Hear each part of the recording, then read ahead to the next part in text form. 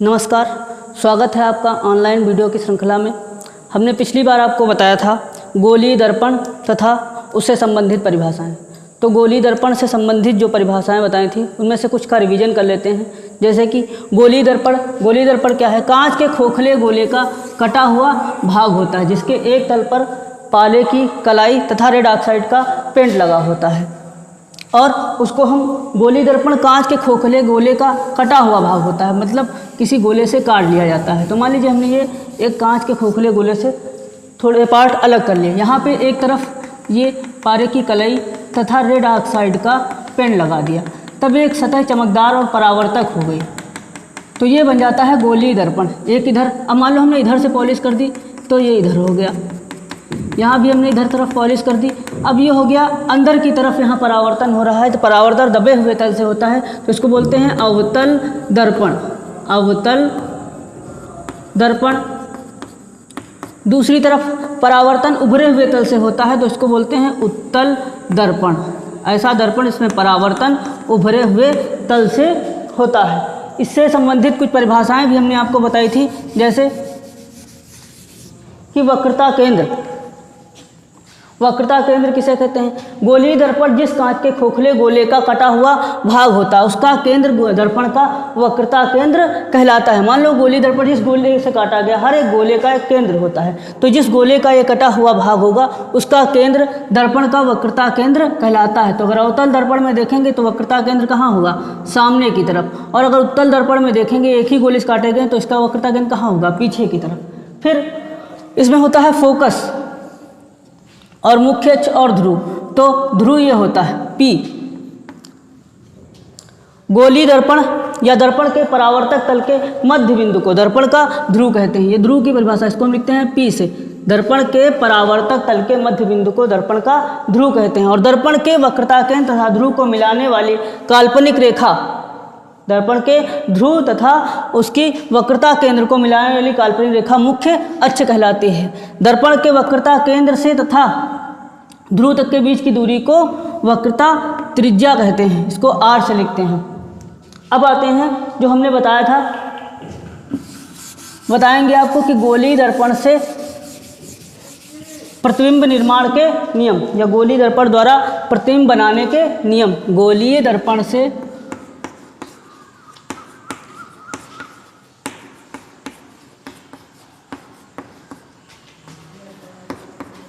प्रतिबिंब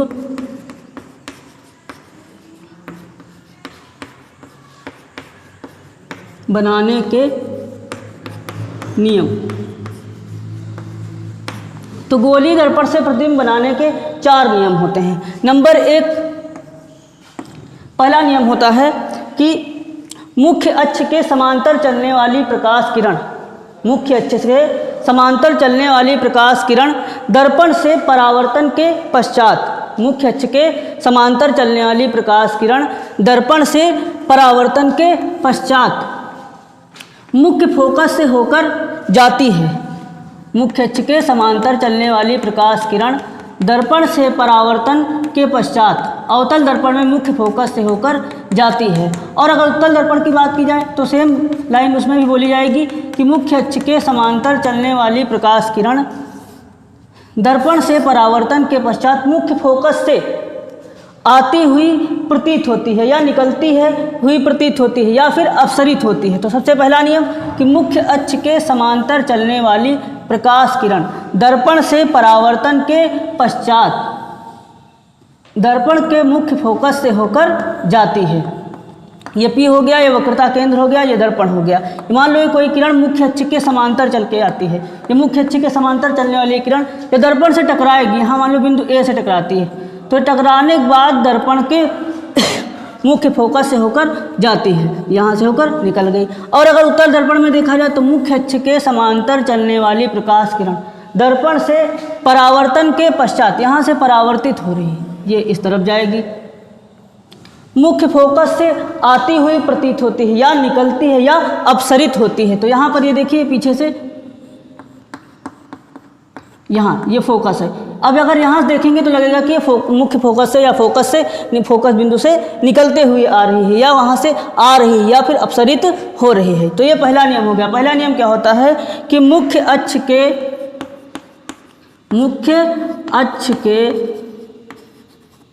समांतर चलने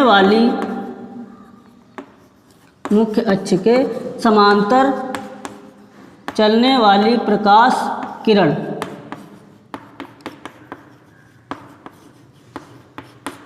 दर्पण से परावर्तन के पश्चात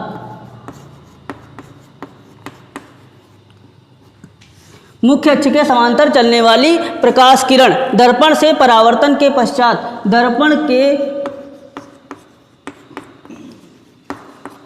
मुख्य फोकस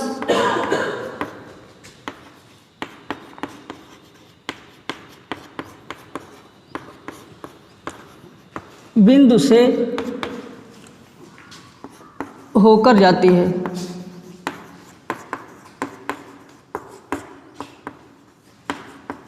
ये देखिए, मुख्य अक्ष के समांतर चलने वाली प्रकाश किरण दर्पण से परावर्तन के पश्चात मुख्य फोकस बिंदु से होकर जाती है। किसमें? अवतल दर्पण में। अवतल दर्पण में। लेकिन अगर यहाँ उत्तल की बात की जाए तो मुख्य अक्ष के समांतर चलने वाली प्रकाश किरण दर्पण से परावर्तन के पश्चात दर्पण के मुख्य फोकस बिंदु से होकर जाती है अवतल दर्पण में, या मुख्य फोकस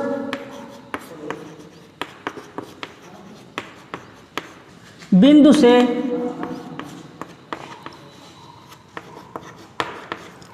आती हुई प्रतीत होती है। आती हुई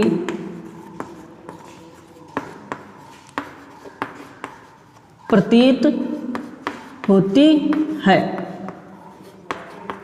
या फिर कह सकते हैं कि मुख्य फोकस से निकलती है या फिर अपसरित होती है। तो मुख्य अक्ष के समांतर चलने वाली प्रकाश किरण दर्पण से परावर्तन के पश्चात मुख्य फोकस बिंदु से होकर जाती है या मुख्य फोकस बिंदु से निकलती हुई प्रतीत होती है। यहाँ पे ये P हो जाएगा, F हो जाएगा, ये C हो जाएगा। अब दूसरा नियम देखिए, दूसरा नियम क्या होता है? दूसरा नियम होता है कि मुख्य अक्ष के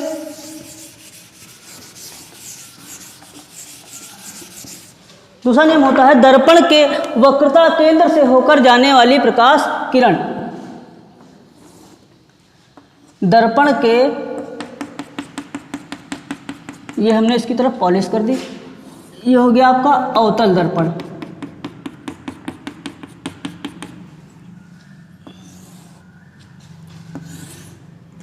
ये हो गया C, ये F यानी C यानी वक्रता केंद्र, F यानी मुख्य फोकस बिंदु, ये हो गया P ध्रुव, यहाँ पे भी ये F हो गया, ये हो गया C। तो हम कहेंगे कि दर्पण के वक्रता केंद्र की ओर आने वाली प्रकाश किरण, मान लो दर्पण के वक्रता केंद्र की ओर कोई किरण आ रही है, दर्पण के वक्रता केंद्र की ओर आने वाली प्रकाश किरण परावर्तन के पश्चात कहाँ जाती है? तो दर्पण के वक्रता केंद्र की ओर आने वाली प्रकाश किरण परावर्तन के पश्चात उसी दिशा में वापस लौट जाती है। तो नियम क्या हो जाएगा? अब ऐसे उत्तल दर्पण में देखेंगे कि दर्पण के वक्रता केंद्र की ओर आने वाली प्रकाश किरण, ये वक्रता केंद्र की तरफ आ रही है, वक्रता केंद्र की ओर आने वाली प्रकाश किरण दर्पण से परावर्तन के पश्चात उसी मार्ग में या उसी पथ पर या उसी दिशा में वापस लौट जाती है। देखिए, इसको लिख के बताते हैं कि दर्पण के वक्रता केंद्र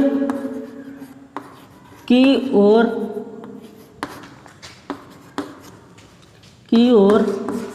आने वाली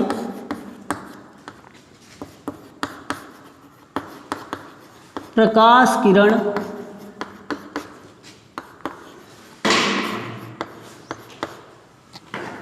दर्पण से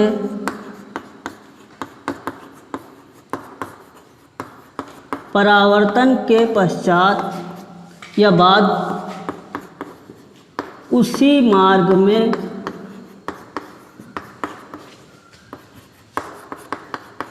वापस लौट जाती है, लौट जाती है। एक बार फिर से देखते हैं कि दर्पण के वक्रता केंद्र की ओर आने वाली प्रकाश किरण दर्पण से परावर्तन के बाद उसी मार्ग में वापस लौट जाती है। अब इसके बाद देखते हैं तीसरा नियम। और ये वापस क्यों लौट जाती है? क्योंकि कोई अगर वृत्त है, अगर थोड़ा मैथ में आए तो किसी वृत्त के केंद्र से, कोई वृत्त है, वृत्त के केंद्र से परिधिका पर कोई बिंदु है, परिधि के किसी बिंदु पर अगर मान लो कोई स्पर्श रेखा खींची है तो वृत्त के केंद्र से और स्पर्श बिंदु को मिलान रेखा उस पर क्या होती है? लंब होती है। तो जैसे ये परावर्तन होगा तो ये 90 अंश के कोण पे इससे आके टकराएगी। और जब परावर्तन के नियम में हमने देखा है कि जब परावर्तन होता है तो अगर कोई किरण, आपतित किरण और परावर्तित किरण, इनके बीच ये विलंब होता है, इनके बीच जब कोई कोण बनता है, ये दोनों कोण क्या होते हैं? आपस में बराबर होते हैं। तो ये अगर ये 60 है तो ये भी क्या होगा? 60 होगा। और यहाँ पर ये चूंकि 90 अंश पे आके टकराती है तो यानी कि इधर जब ये सीधे सीधे आ गई तो इधर आपतित किरण का कोई कोण बना? विलंब के साथ नहीं बना, क्योंकि आपतन कोण परावर्तन कोण बराबर होते हैं। और आपतन कोण है अगर आपका 30 तो ये भी 30 ही होगा। और यहाँ पर आपतन कोण बन रहा है विलंब के साथ 0 अंश का, तो ये भी क्या होगा? 0 होगा। यानी जिस दिशा में आई उसी दिशा में वापस लौट जाएगी। तो ऐसे भी यहाँ पर भी ऐसे होता है कि वक्रता केंद्र से होकर आने वाली प्रकाश किरण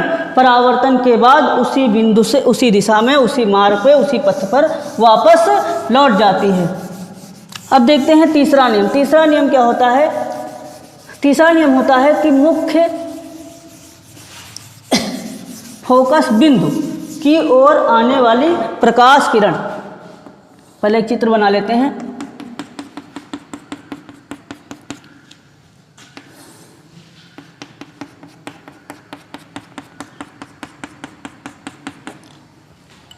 ये हो गया। अब यहाँ पर हम नाम लिख देते हैं।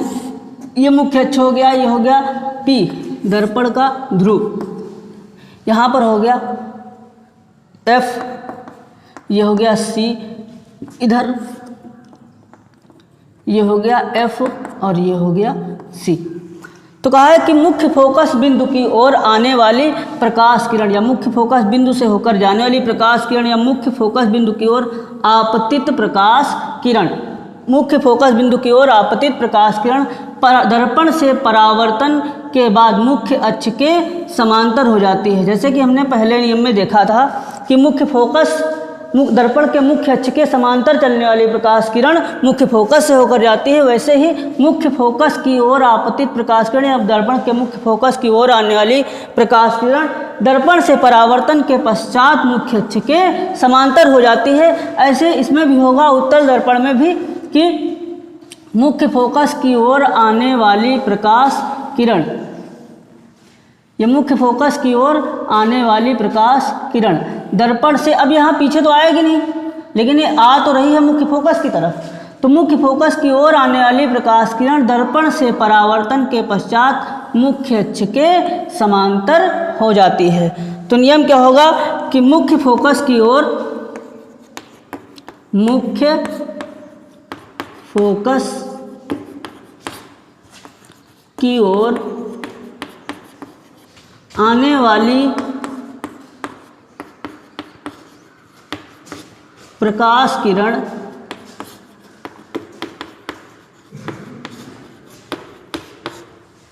मुख्य फोकस की ओर आने वाली प्रकाश किरण दर्पण से परावर्तन के बाद या के पश्चात मुख्य अक्ष के समांतर हो जाती है, मुख्य अक्ष के समांतर हो जाती है।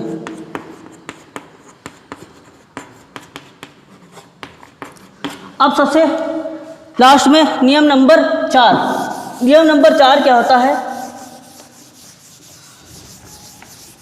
दर्पण के ध्रुव की ओर दर्पण के ध्रुव की ओर आपतित तिर्यक दिशा में आपतित प्रकाश किरण, दर्पण के ध्रुव की ओर तिर्यक दिशा में आपतित प्रकाश किरण, दर्पण के ध्रुव से परावर्तन के पश्चात, यह दर्पण से परावर्तन के पश्चात तिर्यक दिशा में ही परावर्तित होती है और परावर्तन के नियम का पालन करती है। तो यहाँ पर यह हो गया P, ये हो गया F और ये C, यानी वक्रता केंद्र इधर, ये हो गया F, ये हो गया C और ये हो गया दर्पण का ध्रुव P। तो नियम क्या है कि दर्पण के ध्रुव यानी बिंदु P की ओर तिर्यक दिशा में आपतित किरण, दर्पण के ध्रुव बिंदु P की ओर तिर्यक दिशा में आपतित किरण दर्पण से परावर्तन के पश्चात तिर्यक दिशा में ही परावर्तित हो जाती है। और कैसे परावर्तित होती है? जितने अंश पर मुख्य अक्ष से कोण बनाते हुए जितने अंश से टकराती है उतने ही अंश पर मुख्य अक्ष से परावर्तित हो जाती है, यानी यह परावर्तन के नियम का पालन करती है। सेम ऐसे ही उत्तल दर्पण में कि मुख्य अक्ष के ध्रुव की ओर आपतित प्रकाश किरण परावर्तन के पश्चात तिर्यक दिशा में ही मुख्य अक्ष से उतने ही कोण पर परावर्तित हो जाती है और यह परावर्तन के नियम का पालन करती है। ये आपके हो गए गोली दर्पण द्वारा प्रतिबिंब बनाने के 4 नियम। अब हम देखेंगे गोली दर्पण से प्रतिबिंब कैसे बनते हैं। तो सबसे पहले देखेंगे उत्तल दर्पण से, उसके बाद अवतल दर्पण से। तो सबसे पहले हम लिख लेते हैं अवतल दर्पण।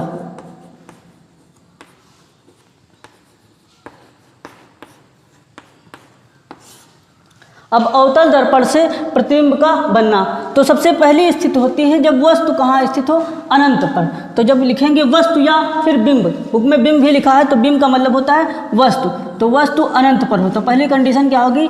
जब अनंत पर हो, जब वस्तु अनंत पर हो। तो एक हम अवतल दर्पण बना लेते हैं।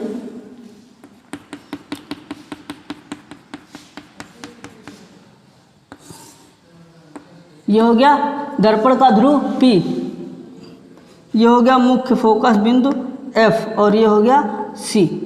अब वस्तु अनंत पर रखी है, तो वस्तु अनंत पर है तो प्रकाश की किरणें मुख्य अक्ष के समांतर आएंगी। तो 2 किरणें हम मुख्य अक्ष के समांतर लेके आते हैं, तो एक ये हो गई और एक यहाँ हो गई।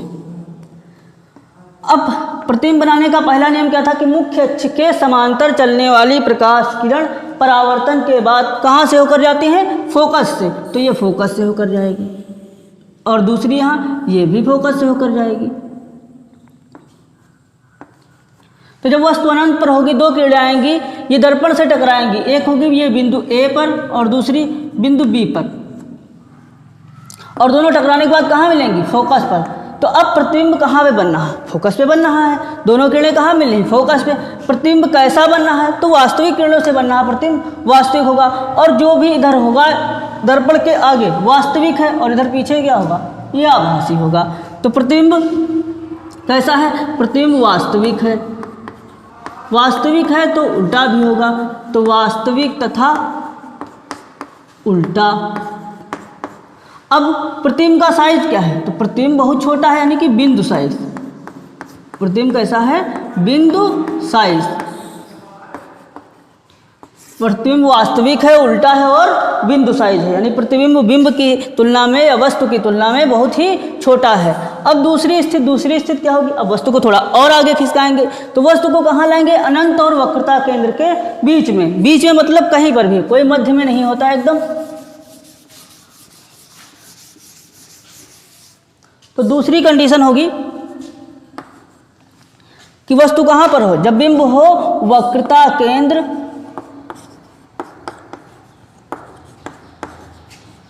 तथा अनंत के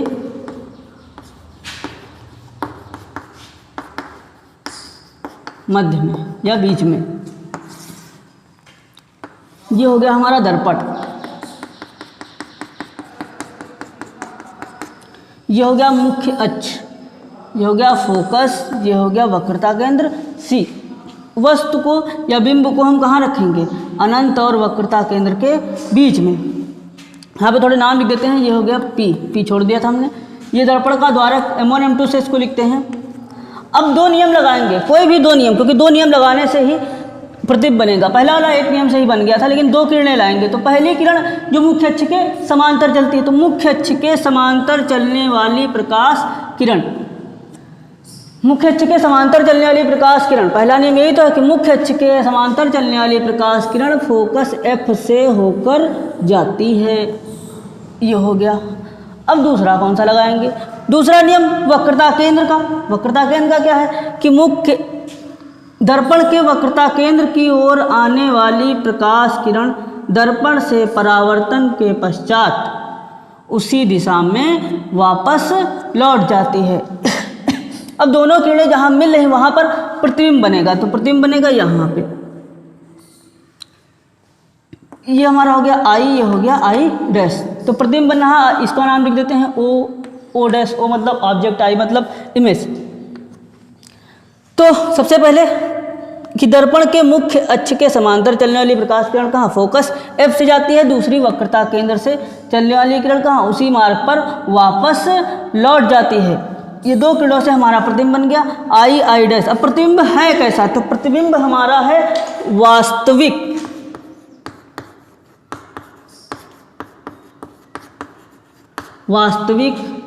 उल्टा, वास्तविक है और उल्टा है। और है कैसा? वस्तु से साइज में कितना है? बड़ा है, छोटा है? तो छोटा है, सीधी सी बात है। वस्तु बड़ी है, ये प्रतिबिंब छोटा है। तो ये कैसा है? वस्तु से या बिंब से छोटा, बिंब से छोटा। अब अगली स्थिति क्या है कि जब वक्रता केंद्र पर ही हो। कहाँ पर हो? वक्रता केंद्र पर। तो जब वस्तु वक्रता केंद्र पर होगी तब प्रतिबिंब कहाँ बनेगा, ये आपको देखना है। और आप लोग ये इमेज प्रतिबिंब के बना के वस्तु दर्पण से या अवतल दर्पण से प्रतिबिंब कैसे बनते हैं, ये हम आपको पढ़ा रहे हैं। इनको आप घर पर हल करेंगे और इनके चित्र बनाएंगे। ये चित्र बना के आप जो है ग्रुप पर व्हाट्सएप कर सकते हैं, ताकि हम लोग उनको देखें आप कैसे बनाते हैं। तो अगली कंडीशन है कि वक्रता केंद्र पर, जब वक्रता केंद्र पर होगी तब क्या होगा? प्रतिबिंब कैसा बनेगा? तो देखिए, सबसे पहले तो हम दर्पण बना लेते हैं, फिर उसके बिंदु F और C। अच्छा, यहाँ पे एक ट्रिक लगानी है, कोई ध्यान रखना होता है कि C और F ऐसे, हम तो ऐसे बना देते हैं, लेकिन आप ऐसे नहीं बनाएंगे। आप प्रकाल में एक दूरी लेंगे, 4 सेंटीमीटर, 5 सेंटीमीटर या 6 सेंटीमीटर, जो भी लो, उससे आप ऐसे एक वृत्त बनाएंगे, इसे दर्पण बना लेंगे। और उसके बाद जैसे कि मान लो 6 सेंटीमीटर दूरी हमने ली है, तो ये 6 सेंटीमीटर यहाँ से यहाँ तक होगी, और उसकी आधी दूरी 3 सेंटीमीटर पे एक पॉइंट रख लीजिएगा, वो आपका F हो जाएगा। तभी आपका प्रतिबिंब सही बनेगा, वरना गलत हो जाएगा। तो अब वस्तु कहाँ पर है? वक्रता केंद्र पर। तो ये वक्रता केंद्र पर हो गई। अब हम नियम यहाँ पर नाम ले लेते हैं M1 M2 दर्पण का द्वारक, ये हो जाएगा P। सबसे पहला नियम क्या है? मुख्य अक्ष के समांतर चलने वाली प्रकाश किरण दर्पण से परावर्तन के पश्चात कहाँ से होकर जाती? फोकस F से होकर जाती है। और दूसरा नियम वक्रता केंद्र वाला लगेगा? नहीं लगेगा, क्योंकि वस्तु वक्रता केंद्र पर, अब ये नीचे चली जाएगी तो फिर कहाँ से बनेगा?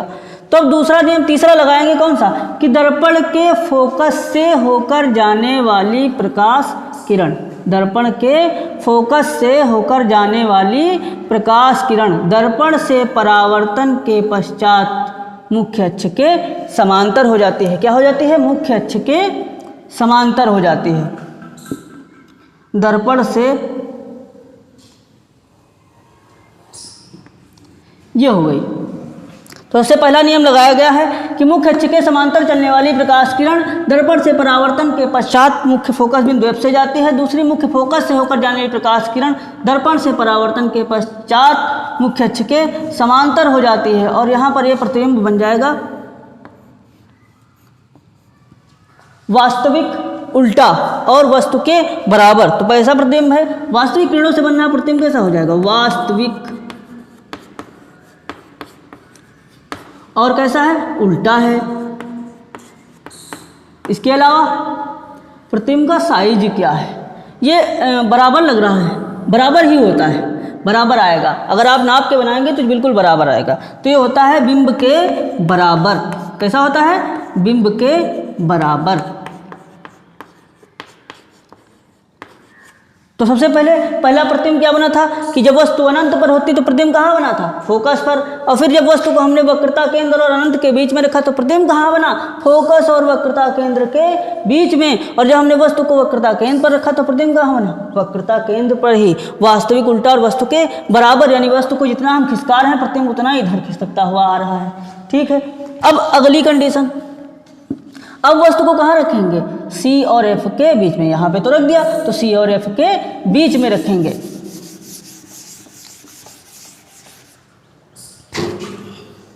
तो ये हो जाएगा वक्रता केंद्र तथा मुख्य फोकस बिंदु के बीच या फोकस के मध्य। ठीक है। एक प्रतिबिंब दर्पण बना लेते हैं।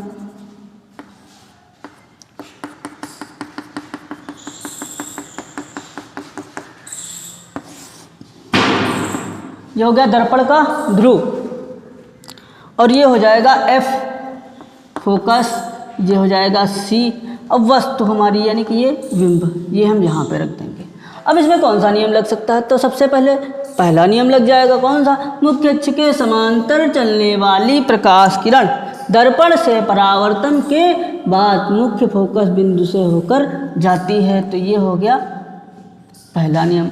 दूसरा कौन सा लगेगा? दूसरा लगा दो, दर्पण के मुख्य फोकस से होकर जाने वाली प्रकाश किरण परावर्तन के बाद मुख्य अक्ष के समांतर हो जाती है। या फिर आप ये भी लगा सकते हैं कि वक्रता केंद्र की ओर जाने वाले प्रकाश किरण, तो यहाँ वक्रता केंद्र की ओर क्या मतलब सीधे जाएगी और फिर वापस इधर चली जाएगी। हमने दर्पण छोटा बनाया, हम ये वाला लगा देते हैं। तो ये हो जाएगा कि मुख्य अक्ष के मुख्य फोकस की ओर जाने वाली प्रकाश किरण दर्पण से परावर्तन के बाद मुख्य अक्ष के समांतर हो जाती है। ये समांतर हो गई, थोड़ी तिरछी हो गई है लेकिन ये समांतर ही होगी। आप समांतर खींचेंगे तो प्रतिबिंब कहाँ बनना है?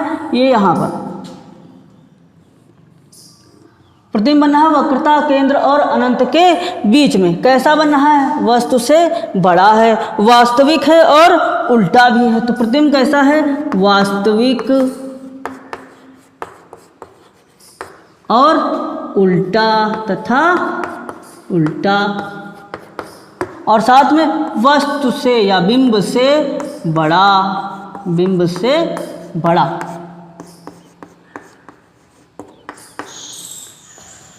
अब अगली स्थिति क्या होगी? जब वस्तु को कहाँ रखेंगे? फोकस F पर। ठीक है, रखते हैं।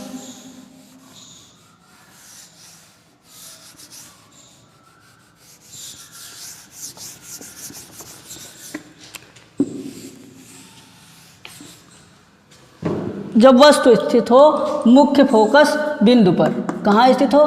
मुख्य फोकस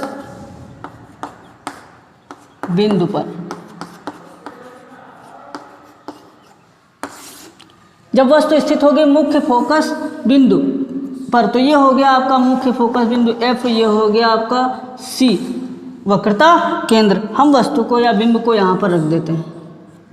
अब देखते हैं कौन कौन से नियम लग सकते हैं। तो सबसे पहला नियम लग जाएगा, मुख्य अक्ष के समांतर चलने वाली प्रकाश किरण परावर्तन के पश्चात मुख्य फोकस F से होकर जाती है। थोड़ी तिरछी हुई। उसके बाद अब दूसरा कौन सा लगाएंगे? दूसरा वो फोकस वाला तो बिल्कुल नहीं लगेगा, वक्रता केंद्र वाला लग सकता है कि वह दर्पण के वक्रता केंद्र की ओर जाने वाली प्रकाश किरण परावर्तन के पश्चात उसी मार्ग पर वापस लौट जाती है। अब यहाँ अगर हम इनको बढ़ाएंगे आगे तो ये कहीं बढ़े मिलेंगी नहीं, ये हमेशा समांतर ही चलती चली जाएंगी। और जब ये समांतर चल जाएंगी तो फिर प्रतिबिंब कहाँ बनेगा? प्रतिबिंब बनेगा अनंत पर। कहाँ बनेगा? अनंत पर। और अनंत पर बनेगा लेकिन वास्तविक होगा कि उल्टा होगा कि सीधा होगा कि बड़ा होगा छोटा?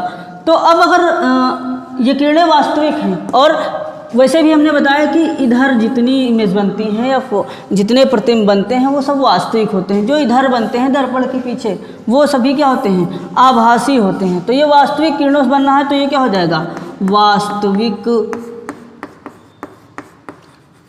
और उल्टा।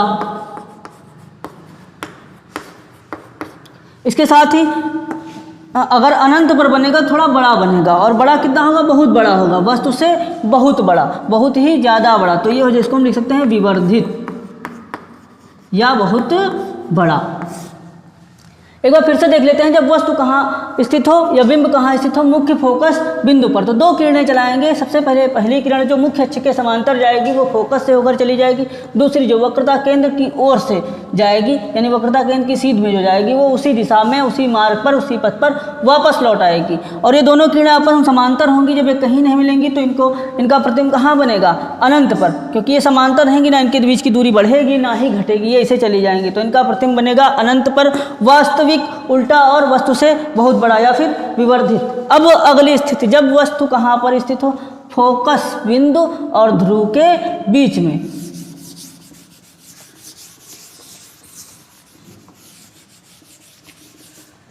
अगली स्थिति है जब स्थित हो मुख्य फोकस बिंदु, मुख्य फोकस बिंदु तथा ध्रुव के मध्य या बीच में।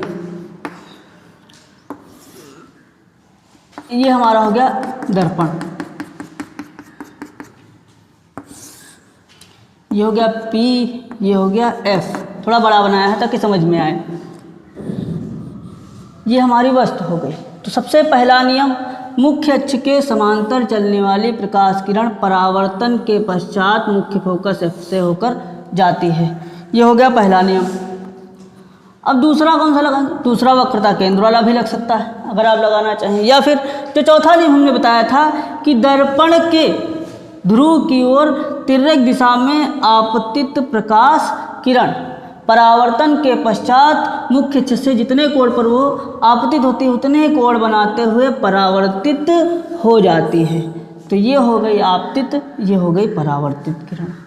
अब यहाँ पर अगर इनको देखेंगे, इनके बीच की दूरी बढ़ती चली जाएगी। जब इनको हम सीधा खींचेंगे तो ये हमेशा बढ़ती ही चली जाएंगी, कहीं मिलेंगी भी नहीं। और वैसे भी हमने एक प्रतिबिंब अनंत पर बनाया, तो अनंत के उस पार तो बनेगा नहीं। तो अब प्रतिबिंब कहाँ बनेगा, दर्पण के पीछे, पीछे बनेगा। तो इसको मिलाएंगे आभासी तौर पर, तो ये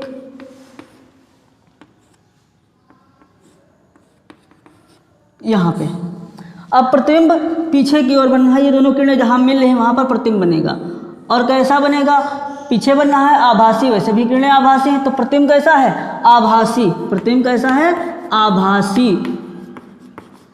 उसके अलावा आभासी है और साथ में क्या है, सीधा, सीधा भी तो है, तथा सीधा। और वस्तु से क्या है, बड़ा, बिंब से बड़ा।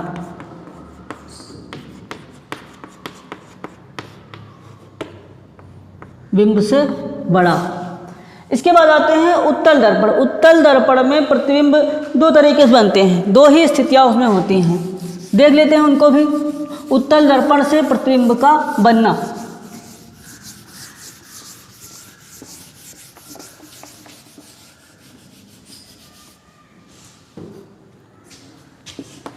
यहाँ पे लिख देते हैं उत्तल दर्पण। उत्तल दर्पण बनाते हैं।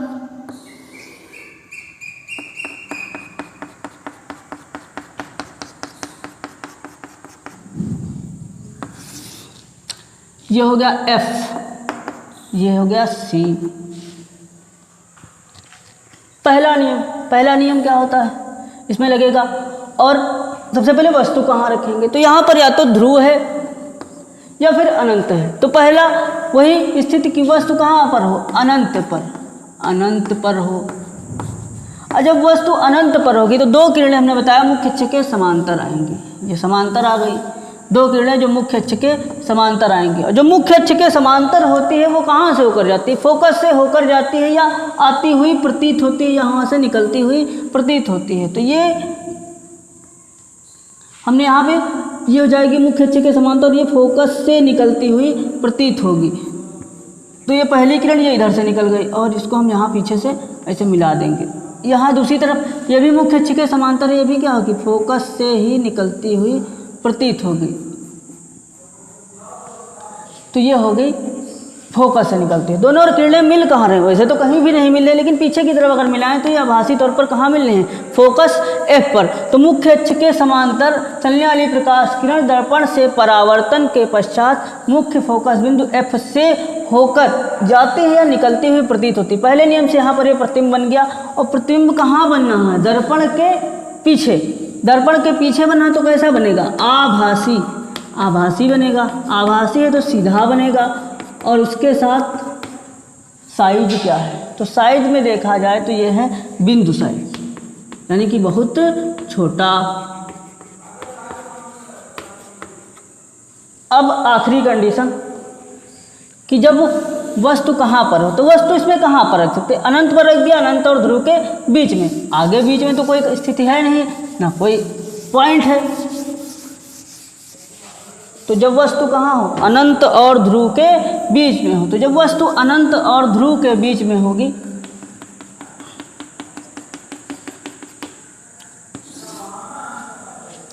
ये हो गया P, ये F और ये हो गया C। वस्तु को हमने यहाँ पे रख दिया। अब पहला नियम, मुख्य अक्ष के समांतर चलने वाली प्रकाश किरण परावर्तन के पश्चात, ये थोड़ा बड़ा कर देते हैं,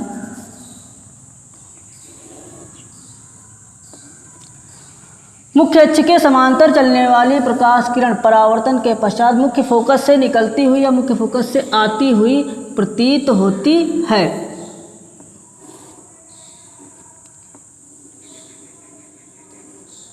तो ये मुख्य फोकस से आती हुई प्रतीत हो रही है। और दूसरा नियम कौन सा लगाएंगे, वक्रता केंद्र की ओर आने वाली प्रकाश किरण या जाने वाली प्रकाश किरण उसी मार्ग पर वापस लौट जाती है। तो ये हमारी किरण हो गई वक्रता केंद्र की ओर जाने वाली प्रकाश किरण। यहाँ पर इसको डैश डैश करके बनाएंगे। ये क्या होगी, वक्रता केंद्र की ओर जाने वाली अपसरित प्रकाश किरण उसी मार्ग पर वापस लौट जाती है। तो ये किरण यहाँ से आई और इधर वापस लौट गई, लेकिन अगर यहाँ से देखेंगे तो फोकस से निकलती हुई प्रतीत होगी, और इधर ये वक्रता केंद्र की ओर गई और उसी मार्ग से वापस लौट गई। दोनों किरणें अगर आभासी तौर पर मिलाएंगे तो कहाँ मिल रही हैं, यहाँ पर, और जहाँ पर मिल रही हैं वहीं पर वस्तु का प्रतिबिंब बनेगा। इधर प्रतिबिंब बन रहा है, आभासी किरण बन रहा है, तो प्रतिबिंब कैसा होगा, आभासी, और कैसा होगा, सीधा तथा बिंब से छोटा। आभासी, सीधा तथा बिंब से छोटा। तो ये आपका हो गया गोली दर्पण से प्रतिबिंब बनाने के नियम। गोली दर्पण से प्रतिबिंब का बनना अवतल दर्पण से, उत्तल दर्पण से। आगे की क्लास में आपको आगे का चैप्टर पढ़ाया जाएगा। धन्यवाद।